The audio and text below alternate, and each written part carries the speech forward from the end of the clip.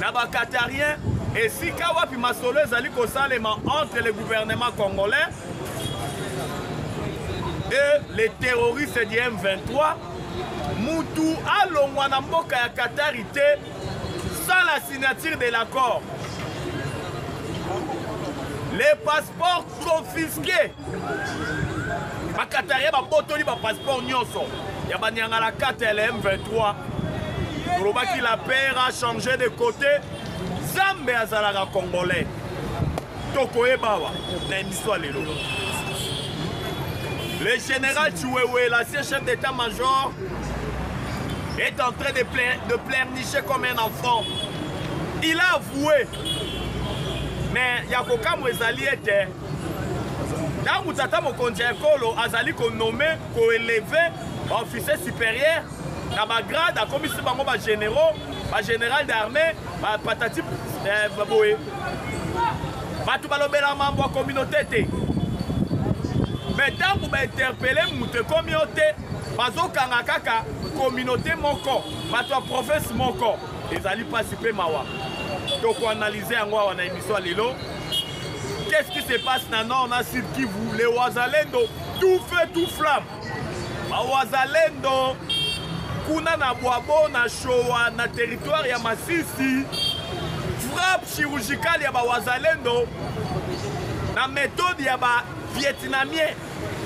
Ouazalendo mikolo ba ko bundalwa ba Vietnamien. Na ba gris-gris. Plusieurs pertes en vies humaines enregistrées par les militaires rwandais dans les supplétifs dans le M23, kuna na territoire ya Masisi, kuna na Boabo. La paix a changé de côté. La diplomatie agissante à Tata Mokonzi Ekolo Fachi Beton. Dans quelques jours, Tata Mokonzi Ekolo Fachi Beton Konyata Makolo, dans les États-Unis d'Amérique, pour la signature de l'accord de paix entre lui et les sanguinaires Paul Kagame sous la médiation américaine, et puis viendra la signature de partenariat stratégique.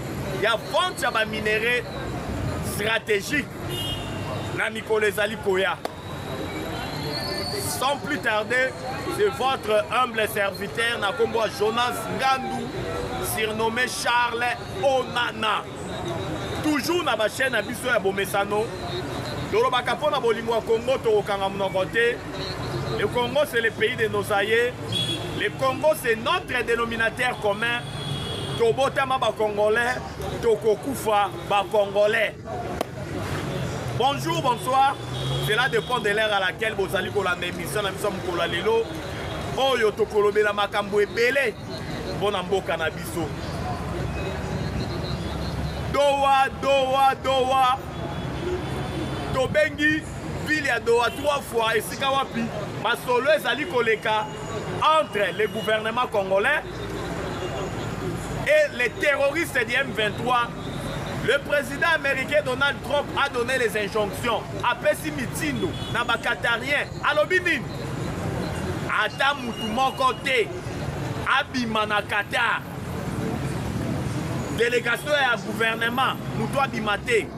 Mais beaucoup plus, Atalisi Mandouki na Donald Trump, et pas il y a délégation rwandaise, Naba supplétif na bango tobengi ba terroriste à le M23. À l'Obinin.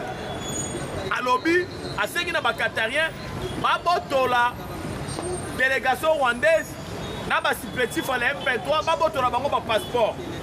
Mon côté a quitté ma belle à Qatar, na ville ya Doha. Mon quoi bimate. Des passeports ont été confisqués.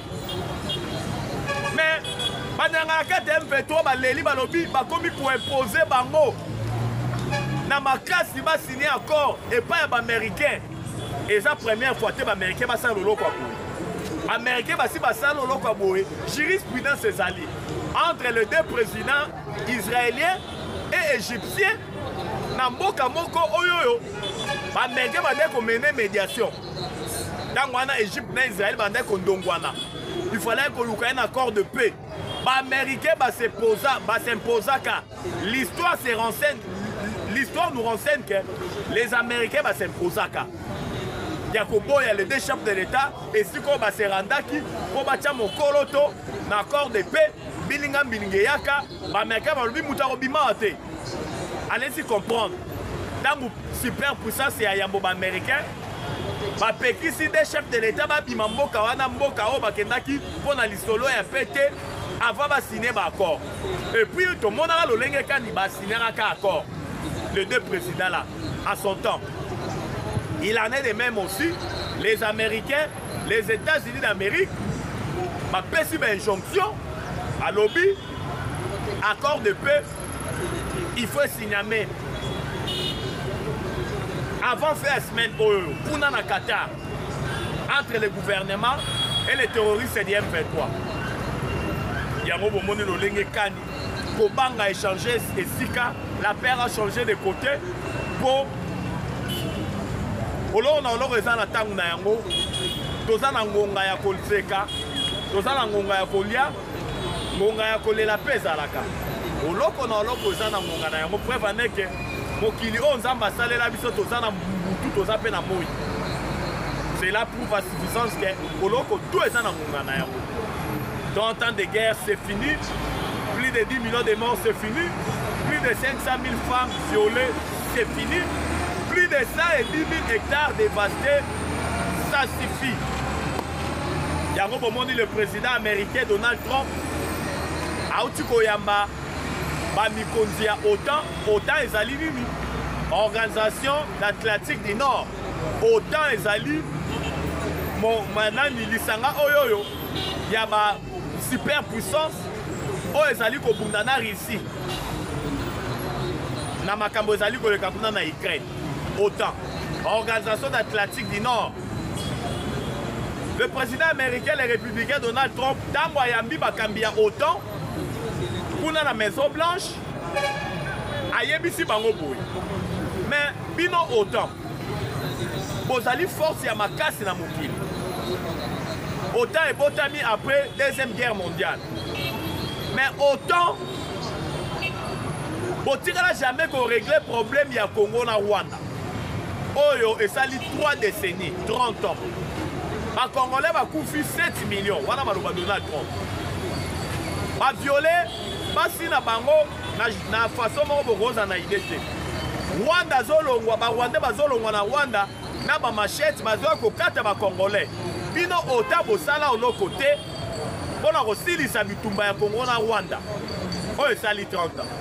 Mais ngai Donald Trump na yena pouvoir na silisi bitumba ya Congo na Rwanda mbala moko ndenge nazolobela bino boye bitumba ese sili deja wana maloba ya Donald Trump azoyebisa ba mikonzi ya OTAN oyo bayaki kotala ye na Maison Blanche na bureau na ye kuna Oval ayebisi bango na silisi bitumba ya Congo na Rwanda c'est fini. Yango tomonaki lolenge kani ntango le président américain le républicain Donald Trump azali koloba avec assurance lolenge kani asilisi bitumba ya Congo na Rwanda parce que ayebi ke bitumba esili. Yango tomoni lolenge kani ntango le président américain alobi et puis ba passeport kuna na Qatar ya M23 ba Qatarien ba botoli yango po balingai bameka kosala ba aventure ba manœuvre dilatoire ba poussaka négociation po bayebi ke bazalaki na plan moko oyo na Congo ya kotante na bomo ya tata mokonzi ya ekolo na ba officier supérieur oyo bazalaka zinga na tata mokonzi ya ekolo. Mais américain va déjouer ba aventure wana va obliger signature ya accord avant fin semaine oyo sauf imprévu. Yango tomoni lolenge kani banyangala kata ya M23 Gimalela babandi kolela bazwi biso en otage baza koimposer biso la paix alors que le gouvernement ningi ko répondre na oui revendication na biso te nyonso eza rejeté oh tout ozali koloba gouvernement congolais azali koboya banyangala kata basengi ba gérer non na Sud Kivu pendant 8 ans. Masad bolo sakati bango maloba na kati ya sala alobi tete lisolo bozali kosala awa il faut ebalana na accord de paix oyo esigname kuna na États-Unis. Yango nde ekomi lokola constitution, yango nde eza lokola boussole, lokola catalyseur oyo to ekolekawa il faut se référer na ba disposition ya accord de paix signé entre le Congo et le Rwanda kuna na mboka na biso na États-Unis. Vous le savez très bien que l'accord de paix signé aux États-Unis est boy violation et intégrité territoriale. Ya ba État, ya Congo na Rwanda. Et boy ba militaire rwandais ba kota na Congo. Et boy ba militaire congolais ba kota na Rwanda. Biso ba congolais boyebi ke to kota jamais na Rwanda. Ba rwandais ne ba yaka matin midi soir ko violaka intégrité territoriale ya mboka na biso. Pona ko yiba ba minéraux na biso. Après avoir violé ba maman na biso, ko kata ba nzete na biso, après avoir ko bomba ba na mike, ko tout bango na maboka. Parce que la guerre, il y a ezali guerre, il y a terreur. Guerre, il y a extermination ya ba congolais pona ko remplacer ba tout rwandais. Massad bon ça lobi non non. Bino bon c'est ba bon gérer non na site ku boni boni. L'accord de paix signé aux États-Unis et lobby biloko anate. Pour respecter yango, masolo na bino ekolekawa, il faut respecter accord de paix États-Unis d'Amérique. Basangi likambo koloba. Baye lisote, il faut ba militaire rwandais no soyo, officier supérieur rwandais ba mener ba opération na est, base à la poursuivie par le gouvernement congolais. Massad bon ça lobi tété.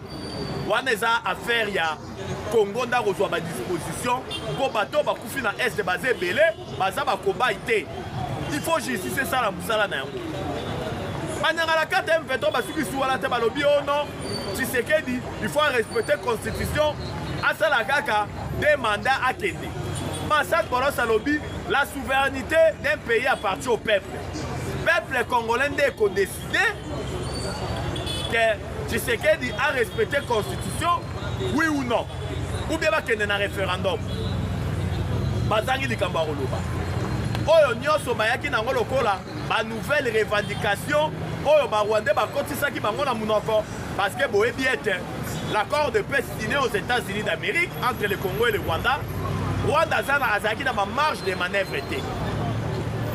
Ba disposition oyo alingaki akotisa baaméricain baboyaki yango nyonso yango alingi se rattraper na lisolo ezali koleka kuna na Qatar na ville ya Doha entre la délégation gouvernementale et la délégation ya basupplétif ya le M23 po akende kokotisa maloba ba nouvelle revendication mais nyonso wana Massad Bolos aboyi yango Massad Bolos abalaye yango Massad Bolos aza nani aza conseiller principal ya le président américain na kombo ya Donald Trump.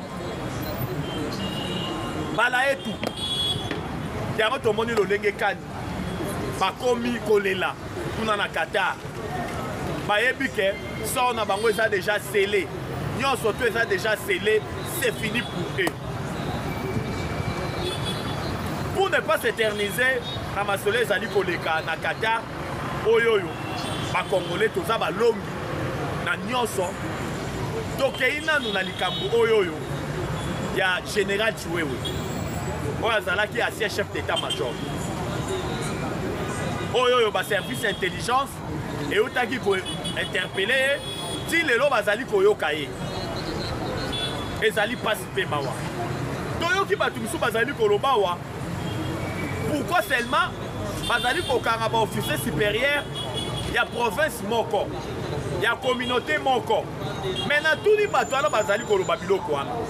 Tangu tata mokonzi ya ekolo Fachi Beton aelevaka officier supérieur na bagrade neti général Chiwewe Fachi azwa ye si je ne m'abuse azalaki nani général major akomi lieutenant général ti lelo akomi général d'armée Fachi mutu amatise bagrade wana mais pourquoi pas bolobaki Fachi ozali komatisa kaka ba généraux ya communauté moko bagrade na général oya nini ya oya talaka makambo ya service national ndenge lelo azomata bagrade bato balobelaka te ntango bazomatisa bagrade ke pourkoi ozomatisa bagrade kaka na bato ya province moko mais ntango kaka nde bainterpele mutu na bavi na makanisi ya mabe o mutu alingi asala baini ya Congo baleki na batefe koloba ete bazokanga kaka communauté ya province moko bazosala boye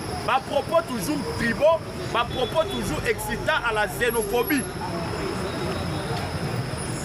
tobengana tribalisme na mboka na biso parce que ekozongisa mboka na biso nsima bato bazali koya na bapropos tribaux na baetandoike xénophobe topameli bango nzambe amodire bango ezali peza likambo ya mabe oyo ifo totelemela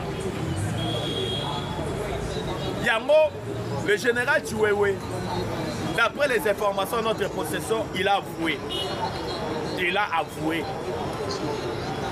il y avait un complot visant l'actuel chef de l'État. Il fallait combattre, il fallait qu'on tente l'intégrité physique.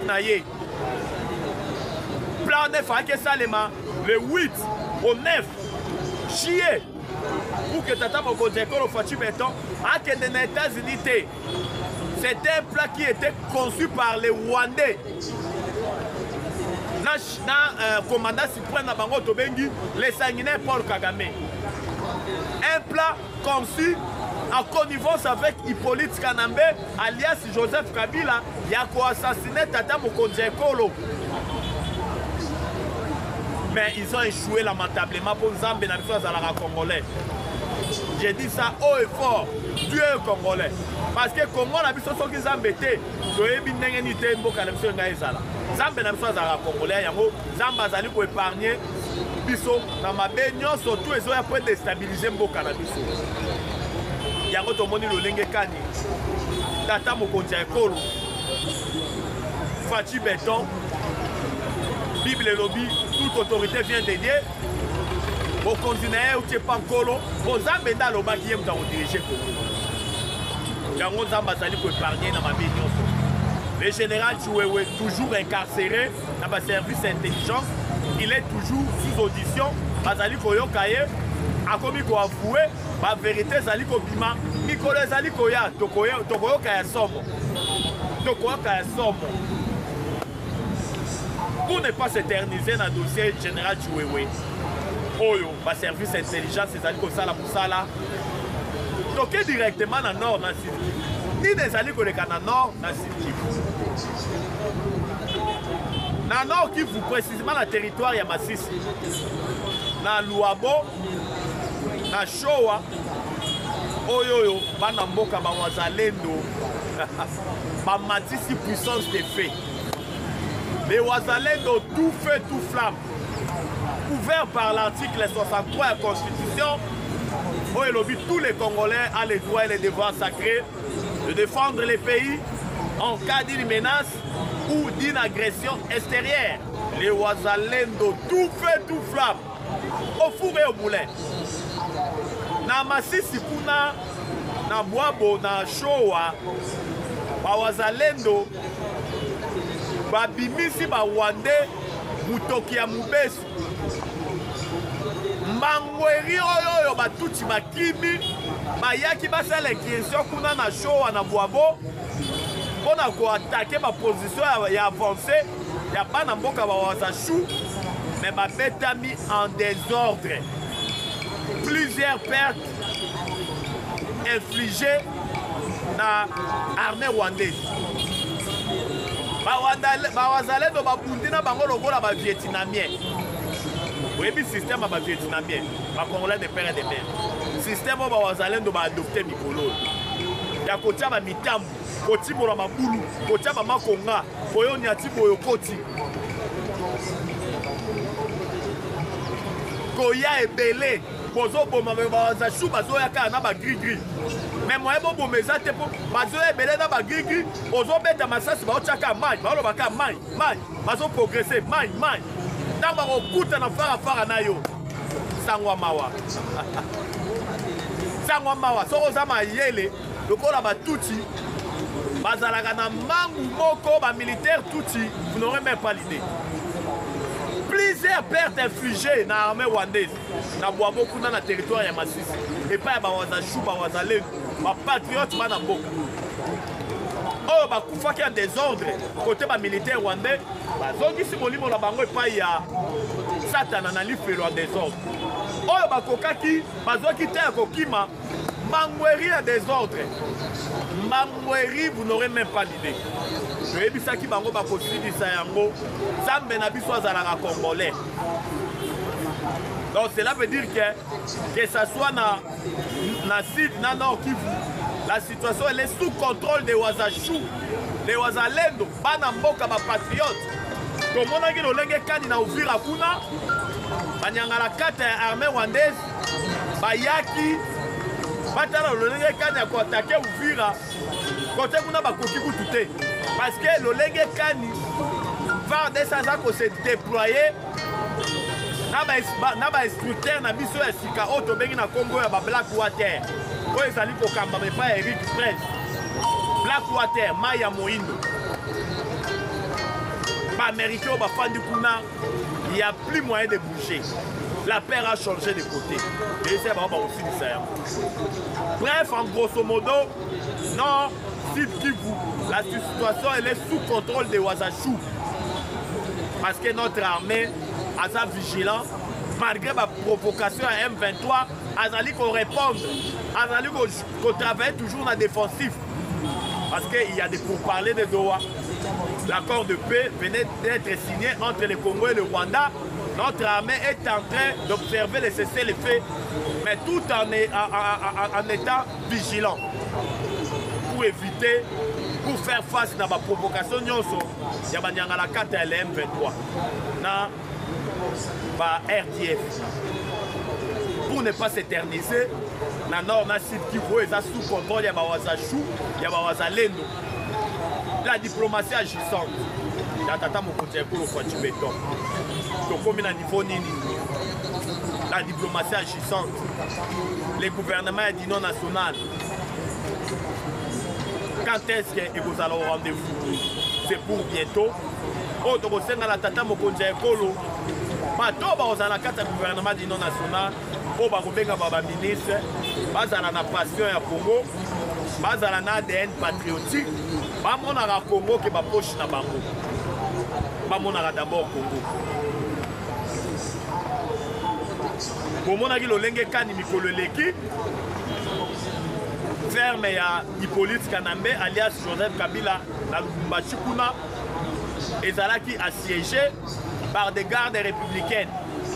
Vous voyez bien un service à Mboka, une fois que j'ai information sur le Pakala, il y a déstabilisation, il y a l'ibossoise à la ranade, il faut pas descendre sur les lieux, pas que des co s'imprégner, pas que des co s'enquérir la situation, pour prévenir ma béro et l'gakeya. Il y a tout le monde le lenge kandi, ma service d'intelligence, banyata qui m'a colonna bango. Kuna na ferme ya Hippolyte Kanambe alias Joseph Kabila tata mokonzi ekolo ya kala batala lolenge kani selon information bazwaki nini ezali koleka na Kashamata kuna epai ya Joseph Kabila oyoyo ba maîtrisaki ba siégeaki yango. On nous signale que jusqu'au jour d'aujourd'hui ils ont toujours assiégé parce que l'investigation ezali kosalema banquête ezali kosalema bafui bazali kofuye yango de fond en comble po batala esika nini ya mabe ezali.